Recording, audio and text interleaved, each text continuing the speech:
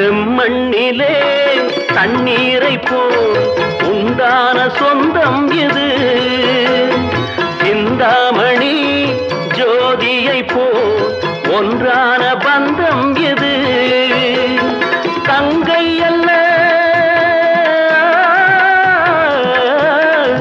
தங்கை அல்ல தாயானவள், கோடி பாடல் நான் பாட பொருளானாள். ஒரு தங்க ரதத்தில் பொன் மஞ்சள் நிலவு, ஒரு தங்க ரதத்தில் பொன் மஞ்சள் நிலவு.